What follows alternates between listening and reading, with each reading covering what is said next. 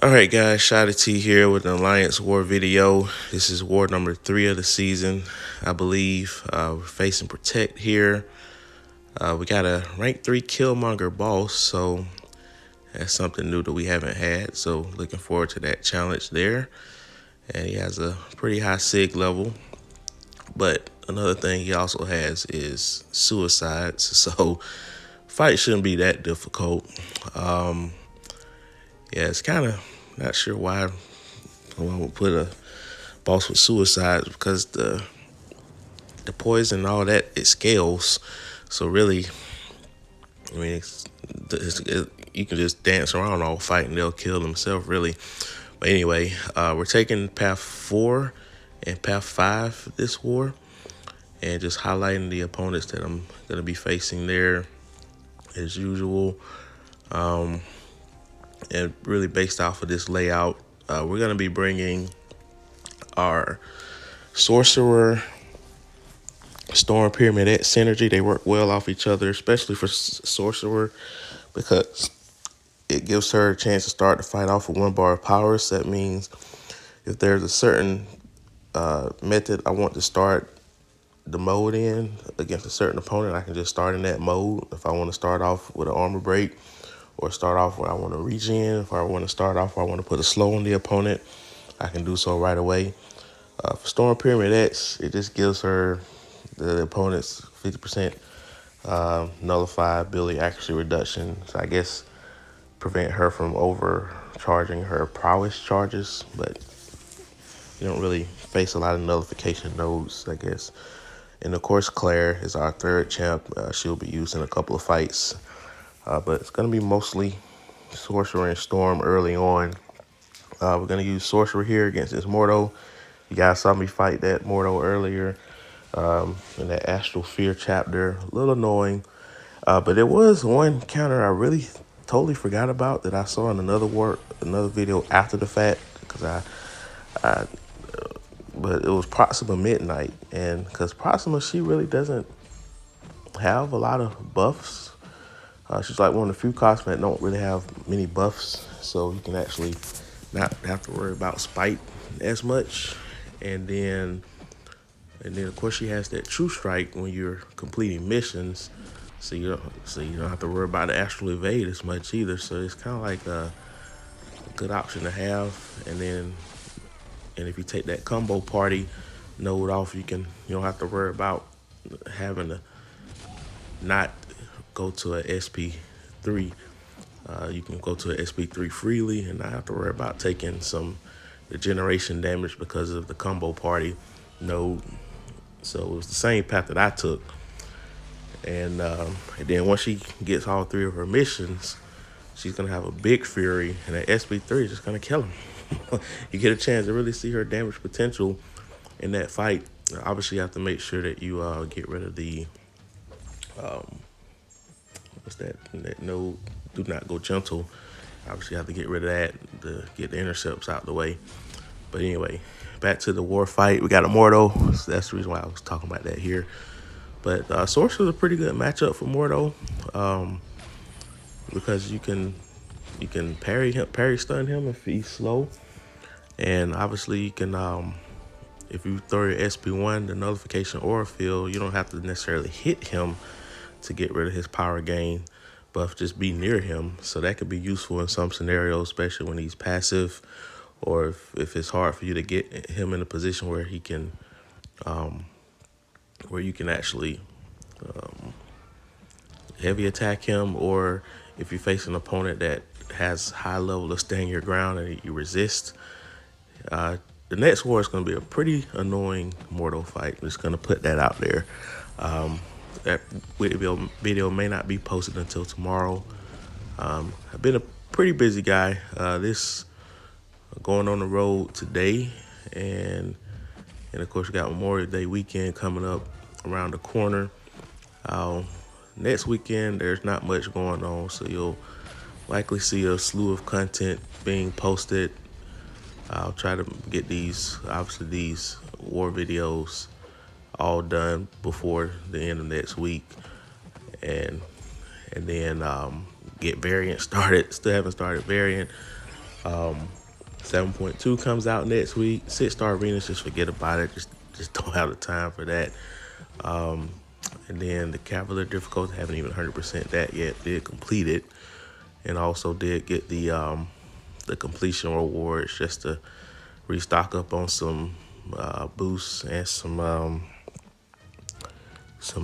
team revives and some 60% revives. So that's going to be useful when I attempt the uncollected 3-star Karina challenge. So I probably, because I did like a test run just to see. Obviously, I didn't do it with just those two. I had like an anchor champ get me through the paths, and then I tested them on certain fights to see how they would do. And of course, I made it all the way to the collector, but of course I died. I didn't want to revive. I just wanted to see how that collector fight would be. And that one's going to be the collector fight is going to be the degree of difficulty for that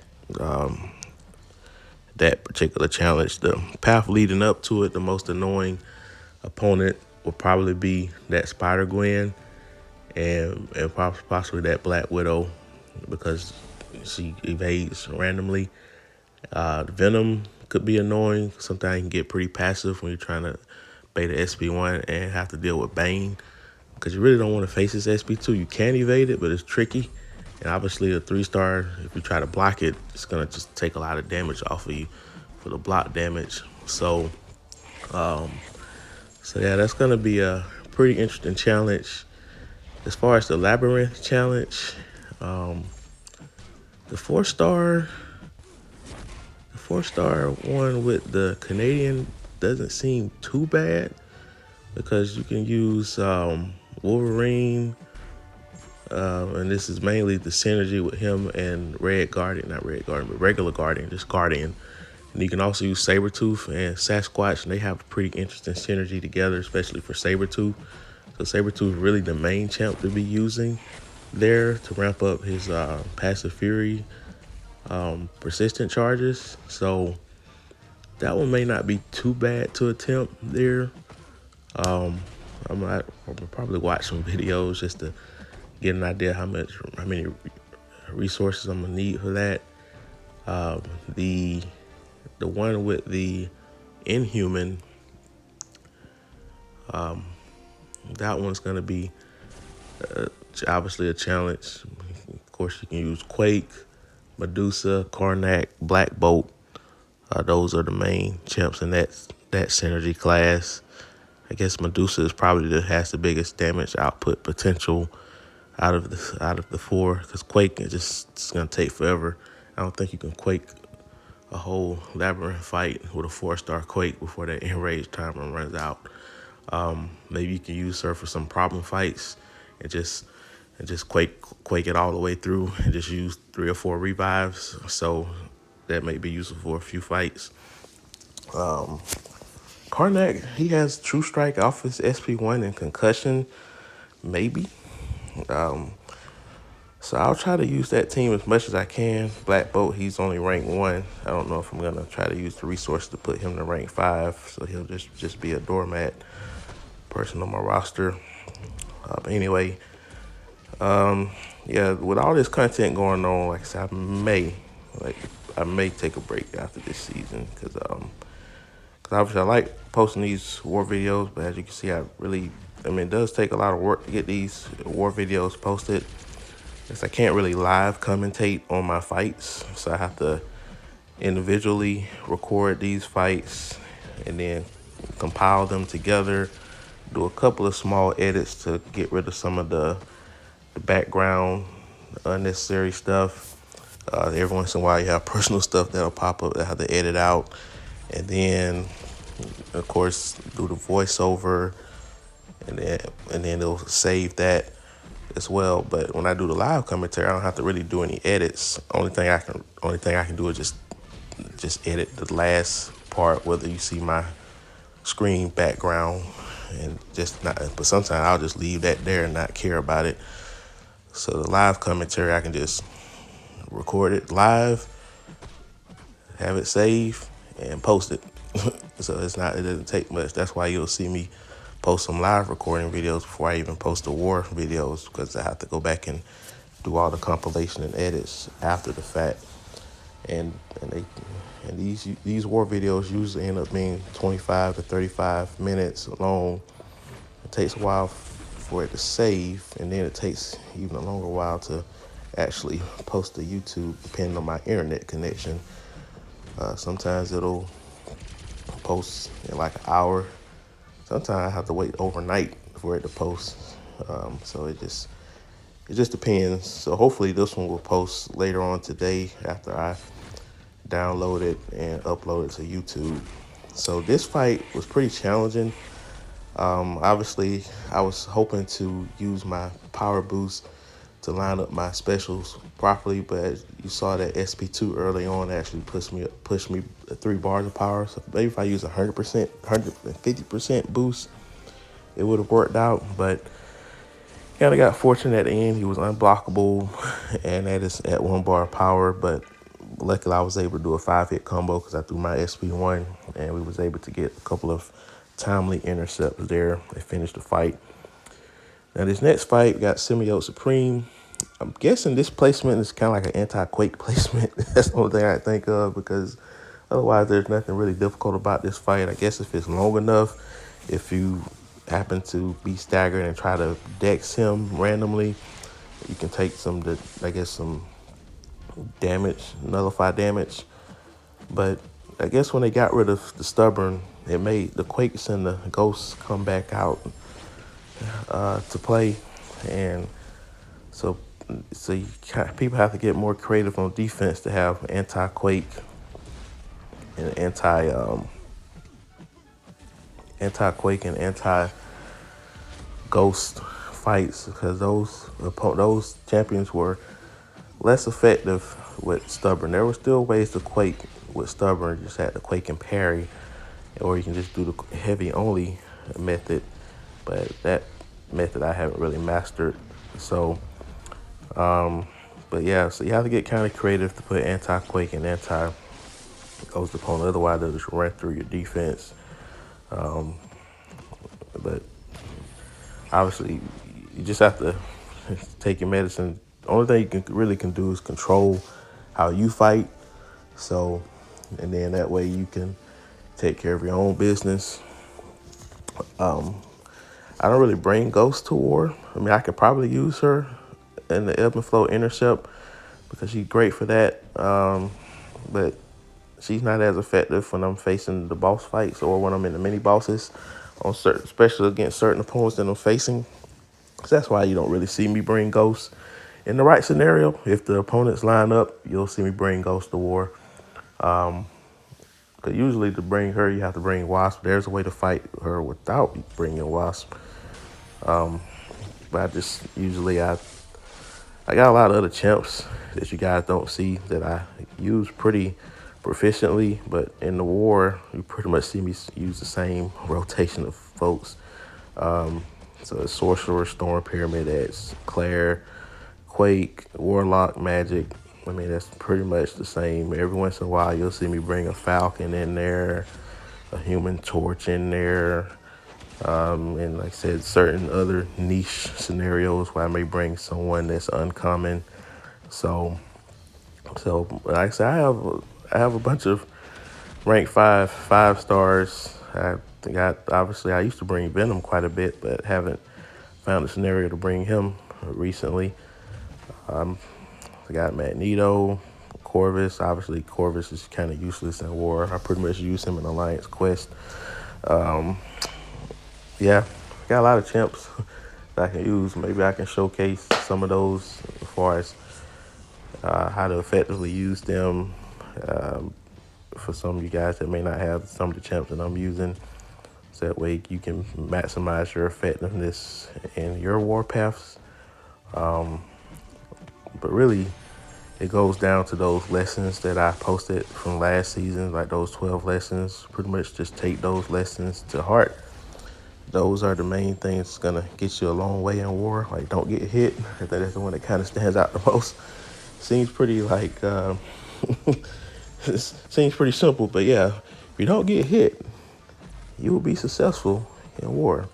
In some matchups, that's easier said than done, but to boil down to its simplicity, if you do not get hit, you will do well. So, yeah, boost when necessary. Yeah, just that's all you got to do. But anyway, this Stealth Suit Spidey is a pretty easy matchup for Sorcerer there. Just keep him slow, take the evade out of play. He has a dashing medium that you can punish. And speaking of that, we got another opponent.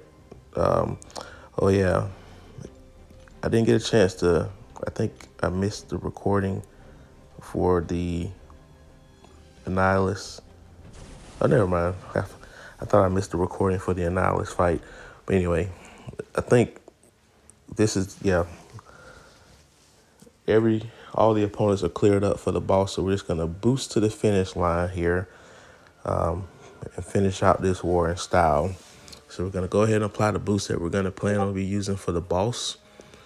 And then we're just going to bum rush our way through the rest of this war. So we're just going to put it all together. I'm going to start off with this Annihilus.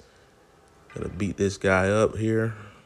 This Power Ranger, Zordon, whatever, Alpha, like a mixture of all three of those. I don't know. Aye. All right, anyway, that takes you back, right, to childhood days. Okay, anyway, dash back, light counter. Of course, with her, I can parry freely if I nullify his rod. So multiple ways to fight him. And with my regeneration, I can regenerate that block damage back. So there's not as much fear to push him to his SB2. And again, we got that regeneration. And we're going to throw an SB3 with that regeneration. So that way, every time I throw a special, I'll be able to regenerate into the block. And not worry about having to block his specials.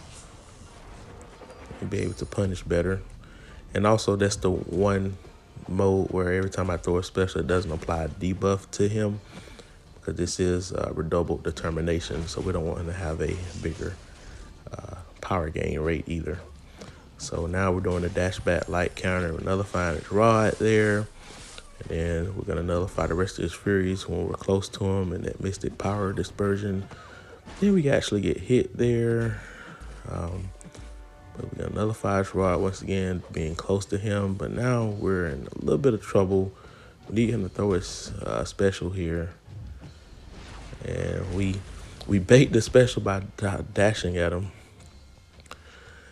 That was that was a little lucky, but that was a little tactical as well. I mean, obviously, if the opponent is retreating, it's hard for them to punish you. So you just got to use that opportunity to charge in, to gain space however you can. Because that wasn't a dash to attack him. That was just a tactic to gain some space. So now the fight is back under control. Because this is going to be our boss killer, so we gotta protect this lady. We'll probably have to use some health boosts. That's another reason why we're doing a bunch of these specials with this healing, with that thought in mind that we're gonna need her topped off as much as possible before this boss fight. But these fights to finish off the war are gonna be kind of rocky. So unfortunately, but this should finish him off. Yeah, rocky road to the finish. Yeah, that's going to be the name of this video. I think I like that better.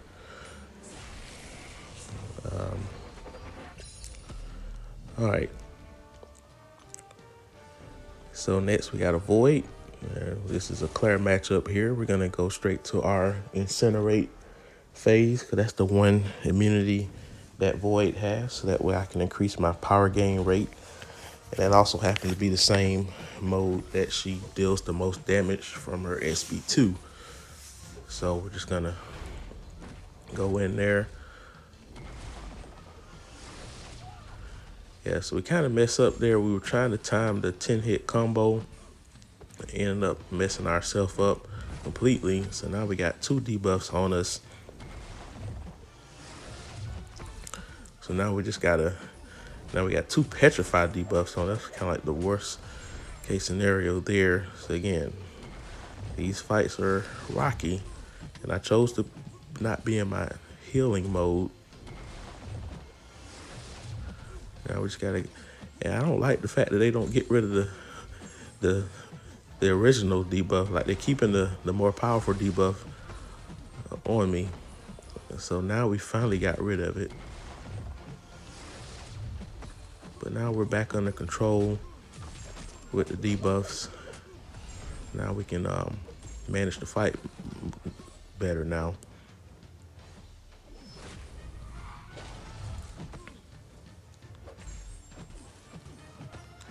Yep, we made sure that we waited until we got to that 60 hit combo. We just wanted to get this fight over with at that point. I had enough of that fight. All right. It's not the best matchup for Void, obviously. Not Nick Fury. You got plenty of other champs you can use that fight for. But I can make it work with her. So we're just going to use a team health boost because all 3 of these champs are low. I believe that's the direction we go here is team health. Yeah, we got that 14,500. That should be good enough there. Maybe do one more individual boost for Claire. There we go. For this Apocalypse fight, we'll use the free one instead of the ones that cost units. Okay. So here we go. Now things are more stabilized and we're ready to go. These mini fights will go a little bit more smoother than those last 2 fights.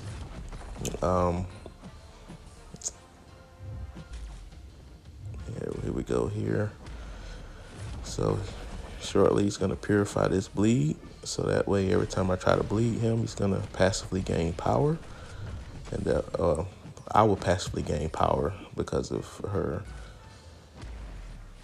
Again, every time you try to apply a buff that the opponent nullifies or is immune to, she gains a mystic charge and a little bit of power. I could have went to the incinerate mode and did the same thing, or just went poison to try to build up my power quicker and then change cycles and then throw an SB2. There are different ways to really attack this, but I kept it simple. I believe this is a rank 3 Apocalypse. But as you can see, I'm outpacing his damage. As long as I don't get hit, I'm good to go.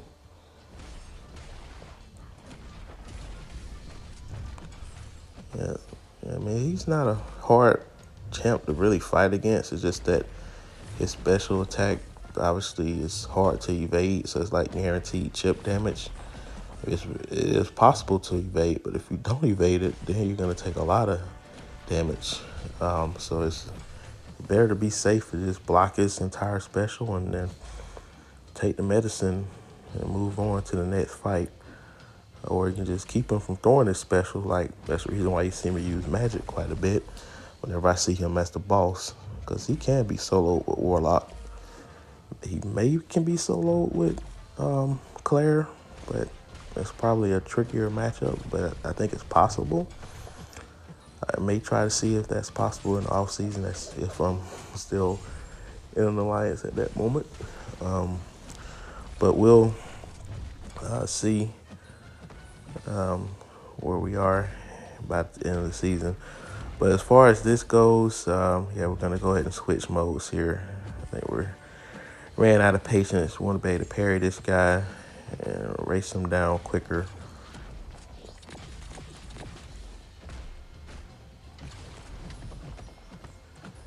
Yeah, here we go. I think what we're gonna do is we're gonna do one more combo, switch modes, and throw the SB2 to finish it out.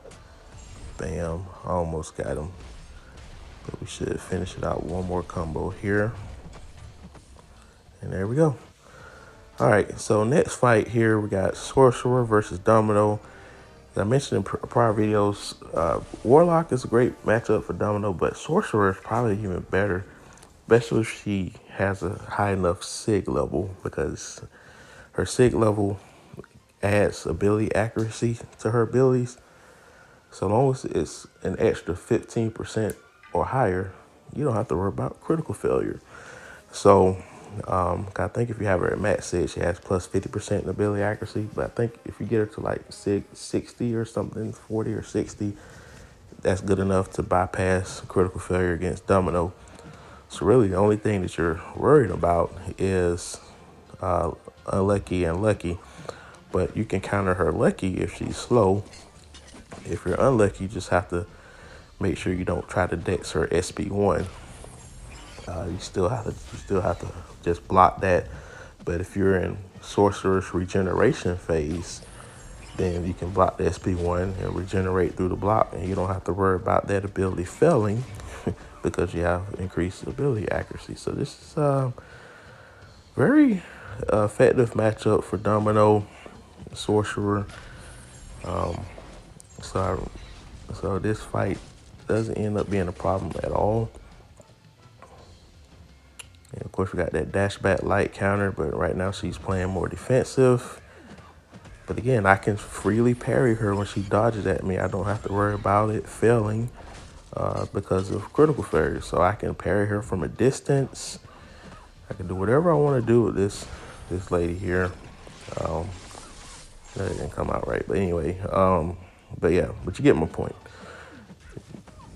She's just, there's nothing she can do. Nothing she can do but just take that L. And now we go to the next fight to finish out the war. We got the pre-fight applied. And as you guys guessed it, we're going to be using Sorcerer for this Killmonger. We used Sorcerer for Killmonger on that Stun Reflect node before, and that had more restraints to that. I couldn't even parry if I needed to, even though I can't stun them. But sometimes parrying on the stun immune node has its effects, obviously to minimize block damage for one, and also to bait heavies every once in a while. But as I stated at the very beginning of this war, this guy has suicide. So this fight is going to be pretty quick. But obviously suicides does not help if you get hit. So you have to make sure you don't get hit. Rule number one, do not get hit. So because of that, this fight does become a little bit more in jeopardy. So we're just going to be a little bit more careful trying to do our dash back light counter. All right, so we're just going to chill a little bit here. He's still armor broken right now.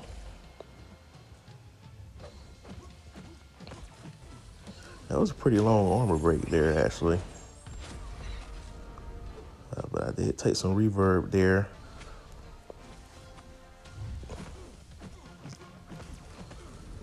So we're just going to nullify all these buffs that he's popped up here through the longevity of this fight. We're just going to nullify all of them. And we're just going to armor break him again. And one more Kamo Shidora. This might be it right here. Yep, he's dead. So, yeah.